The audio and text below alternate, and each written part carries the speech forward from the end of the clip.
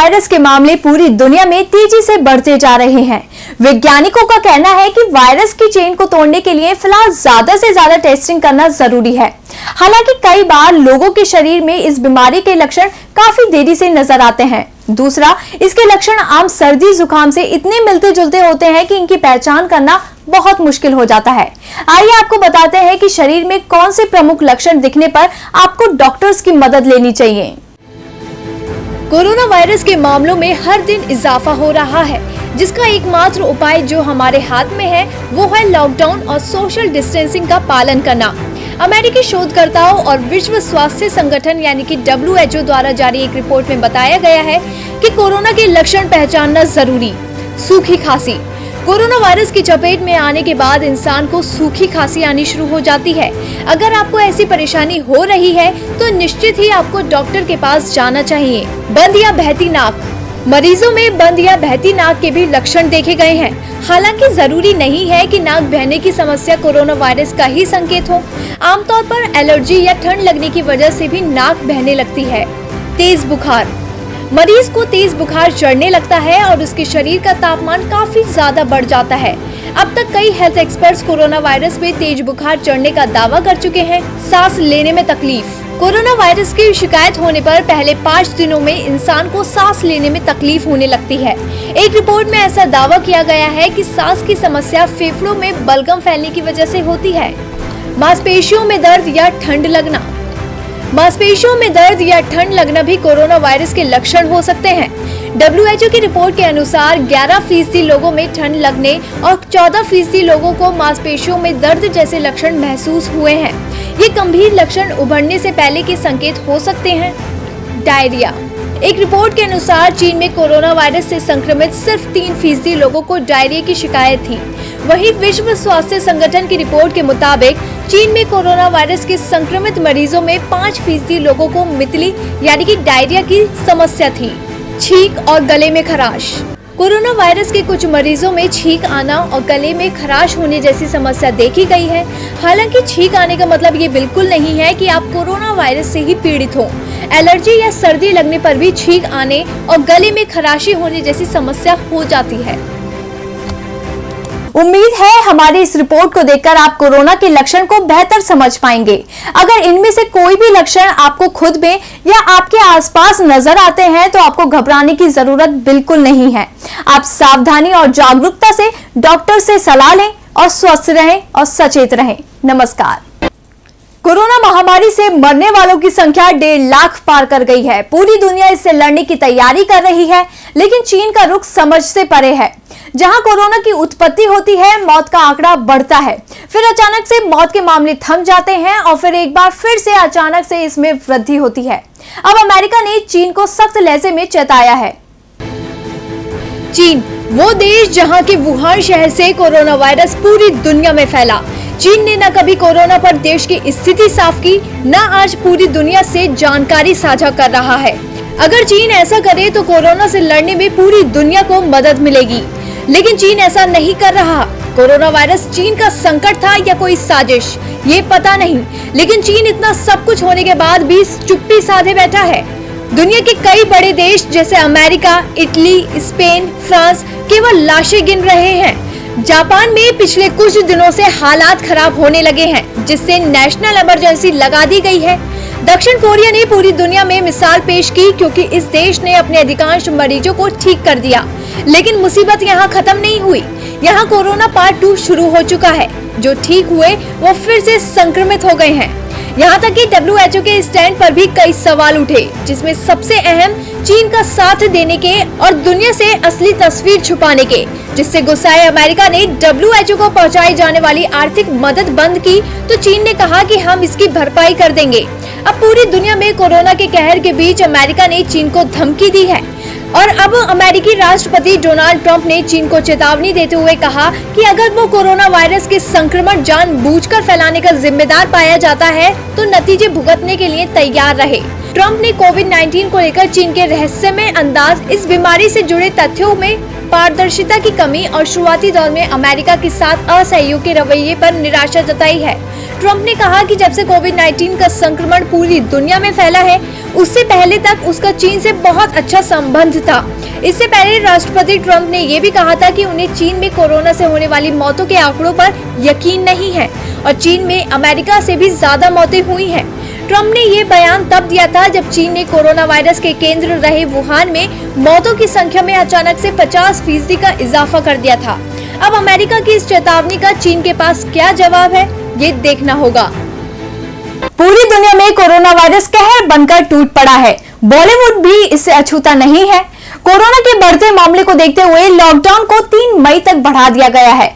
ऐसे में बॉलीवुड की मुश्किलें और बढ़ती दिखाई दे रही हैं, क्योंकि न केवल और ज्यादा दिनों तक फिल्मों का कामकाज थमा रहेगा, बल्कि आने वाली फिल्मों की रिलीज और ज्यादा टलने वाली है। एक रिपोर्ट देखिए। हिंदी सिनेमा जगत को 2020 से काफी उम्मीदें थी। साल 2019 में फिल्मों द्वारा ताबड़तोड़ कलेक्शन करने के बाद ऐसी आशा जताई जा रही थी कि इस साल बॉक्स ऑफिस पर पिछले सभी रिकॉर्ड्स ध्वस्त हो जाएंगे। जी हाँ, बॉलीवुड को इस साल 1000 करोड़ से ज्यादा का घाटा हो सकता है। पहले माना जा रहा था कि थिएटर्स के बंद होने से 600 से 900 करोड़ का घाटा हो सकता है, लेकिन अब माना जा रहा है कि लॉकडाउन 2 के बाद यह आंकड़ा 1000 करोड़ रुपए से ज्यादा हो सकता है।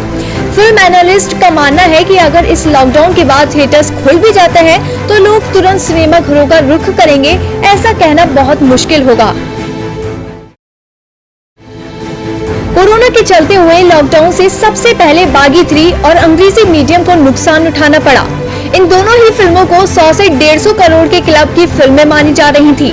लॉकडाउन के कारण सूर्यवंशी और 83 की रिलीज टल गई, जो 150 से 200 करोड़ से ज्यादा कमाई कर सकती थी। अब हालात सामान्य होने में शायद अगस्त या सितंबर तक का वक्त लगेगा और ऐसे में इन फिल्मों के बिजनेस पर भी असर पड़ेगा। लॉकडाउन के कारण मंदी की आहट भी आ रही है और बाजार की मंदी का सीधा असर बॉलीवुड के बिजनेस पर भी पड़ेगा। इस साल का वक्त लगातार लॉकडाउन में निकलता जा रहा है। ऐसे में जिन फिल्मों की रिलीज रुकी हुई थी, निश्चित तौर पर उनका क्लैश भी होगा। इस क्लैश से इन सभी फिल्मों को नुकसान उठाना होगा। सूर्यवंशी के अलावा 83, Coolie number 1, Gunjan Saxena, the Kargil girl जैसी बड़ी फिल्मों की रिलीज रुकी हुई है और इसके अलावा सलमान की राधे या मोस्ट वांटेड भाई की रिलीज भी टल गई है। वैसे भले ही इस समय फिल्म इंडस्ट्री नुकसान उठा रही हो, लेकिन इस कठिन समय में कोरोना के खतरे को देखते हुए बॉलीवुड के लोग भी देश के साथ मजबूती से खड़े हैं। पर्यटन नगरी के नाम से मशहूर उत्तराखंड के ज्यादातर लोगों की रोजी रोटी पर्यटन से ही चलती है। आमतौर पर मार्च और अप्रैल के महीने में राज्य के होटल पर्यटकों से भरे रहते हैं। होटल में जगह मिलना तक मुश्किल हो जाता है, लेकिन तालाबंदी के कारण इस बार सब कुछ सुनसान नजर आ रहा है। होटलों में ताले लटक रहे हैं और पर्यटक तो दूर दूर तक दिखाई नहीं दे रहे। राज्य में होटल व्यापारियों की माने तो करोड़ों का नुकसान हो चुका है और अगर हालात जल्द नहीं सुधरे तो होटल इंडस्ट्री 1000 करोड़ के घाटे में आ जाएगी। राज्य में 4 धाम यात्रा भी शुरू होने वाली है, लेकिन सभी व्यवसायियों के माथे पर चिंता की लकीरें दिख रही हैं। मौजूदा हालात को भांपते हुए कांग्रेस भी सरकार का ध्यान पर्यटन इंडस्ट्री की ओर खींचने की कोशिश कर रही है। कांग्रेस ने ट्वीट किया, मौजूदा हालात के कारण दुनिया भर में आर्थिक मंदी के हालात पैदा हो रहे हैं। भारत में पर्यटन उद्योग को भी मौजूदा हालात में भारी नुकसान उठाना पड़ रहा है। सरकार को पर्यटन के क्षेत्र से जुड़े लाखों कारोबारियों के लिए राहत पैकेज की घोषणा करनी चाहिए। कांग्रेस तो लगातार सरकार का ध्यान उन पहलुओं की ओर खींचने की कोशिश कर रही है जिन पर सरकार का ध्यान नहीं जा रहा। अब कांग्रेस ने पर्यटन क्षेत्र के लिए राहत पैकेज देने की मांग की है। पर्यटन कारोबारी भी मदद की आस में सरकार की ओर टकटकी लगाए देख रहे हैं। देखना होगा मोदी सरकार कब तक पर्यटन कारोबारियों को राहत देती है। मौजूदा स्वास्थ्य हालात के बीच कई मुद्दे लगातार सुर्खियों में बने हुए हैं और अब एक और मामला महाराष्ट्र के पालघर से सामने आया है, जहां साधुओं पर भीड़ ने कहर बरपाया। इस मामले को लेकर अब सियासत भी तेज हो गई है। पालघर में साधुओं पर हुए इस अत्याचार के मामले में अब तक 101 लोग हिरासत में लिए जा चुके हैं। इस बीच उत्तर प्रदेश के मुख्यमंत्री योगी आदित्यनाथ ने महाराष्ट्र के सीएम उद्धव ठाकरे से बात की है। सीएम योगी ने दोषियों के खिलाफ सख्त कार्रवाई की मांग की है। इस पर सीएम उद्धव ने कहा, दोषियों को बख्शा नहीं जाएगा। सीएम योगी आदित्यनाथ ने अपने ट्विटर पर भी लिखा, पालघर महाराष्ट्र में जूना अखाड़े के संतों स्वामी कल्प वृक्ष गिरी जी, स्वामी सुशील गिरी जी और उनके ड्राइवर नीलेश तेलगड़े पर किए गए अत्याचार के संबंध में कल शाम महाराष्ट्र के मुख्यमंत्री उद्धव ठाकरे से बात की और घटना के जिम्मेदार तत्वों के खिलाफ कठोर कार्रवाई हेतु आग्रह किया। योगी आदित्यनाथ के बाद केंद्रीय गृह मंत्रालय भी इस मामले में सक्रिय हुआ और गृह मंत्री अमित शाह ने उद्धव ठाकरे से बात की। इसके बाद उद्धव ठाकरे मीडिया के सामने आए और सफाई देते हुए कहा कि जो घटना पालघर में हुई उसका बचाव नहीं किया जा सकता, इसे टाला जा सकता था। जिन्होंने ये काम किया है उनके खिलाफ हम सख्त कार्रवाई कर रहे हैं। अगर पुलिसकर्मी भी दोषी पाए गए तो उनके खिलाफ भी कार्रवाई होगी। आपको बता दें 16-17 अप्रैल के दरमियान रात जब तालाबंदी में लोग घरों में बंद थे, पालघर से करीब 100 किलोमीटर दूर भीड़ के बेकाबू होने की खबर सामने आई। पालघर के गढ़चिंचले गांव में मुंबई से सूरत जा रहे 2 साधुओं और ड्राइवर की गाड़ी रोककर जान ले ली गई, जिसके बाद सूबे का सियासी माहौल भी गरमाया हुआ है। वहीं पूर्व मुख्यमंत्री भी दोषियों के खिलाफ सख्त कार्रवाई की मांग कर रहे हैं।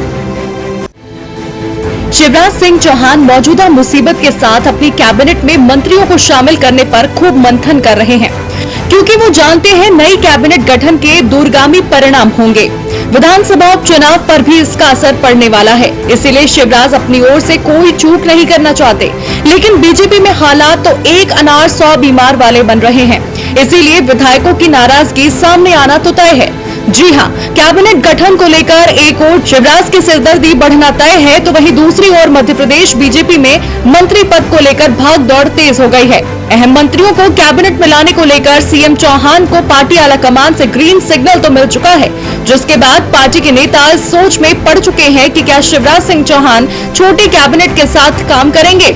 पूरे मामले को देखते हुए एक बात तो साफ है कि बीजेपी फिलहाल पार्टी में शामिल हुए संध्या खेमे को नाराज करने की जहमत नहीं उठाएगी, क्योंकि उपचुनाव में बीजेपी की बागडोर इन्हीं नेताओं के जिम्मे है। अगर ये नेता नाराज हुए तो बीजेपी के लिए सरकार बचाना मुश्किल हो जाएगा। वहीं सियासी गलियारों में ये भी सुगबुगाहट है कि कैबिनेट में जगह न मिलने और वफादारों के प्रति झुकाव रखने वाले शिवराज के रवैये पर बघेलखंड में कुछ विधायक बगावत कर सकते हैं। कुल मिलाकर देखा जाए तो मंत्रियों की संख्या की खींचतान के चलते कैबिनेट का गठन अधर में है। हालांकि उम्मीद यही जताई जा रही है मंत्रिमंडल विस्तार इसी हफ्ते हो सकता है, जिसमें 6 से 10 मंत्री शपथ ले सकते हैं। खबर है कि संघ की ओर से भी शिवराज को छोटा मंत्रिमंडल रखने की सलाह मिली है। शिवराज के लिए पहले ही मुश्किलों का अंबार लगा हुआ है। बीजेपी में चल रही सियासी खींचतान पर भले ही कांग्रेस खेमा शांत नजर आ रहा हो, लेकिन पार्टी हर पहलू पर कमलनाथ सरकार की विदाई के बाद से नजर बनाए हुए है। ऐसे में कांग्रेस बीजेपी की जरा सी चूक का पूरा फायदा उठाने के लिए बेताब है। साथ ही मध्य प्रदेश की सत्ता में वापसी के लिए रणनीति पर भी मंथन कर रही है। देखना होगा कैबिनेट गठन के बाद शिवराज के लिए कौन सी नई परेशानियां जन्म लेती हैं और इसके परिणाम कितने गंभीर होते हैं।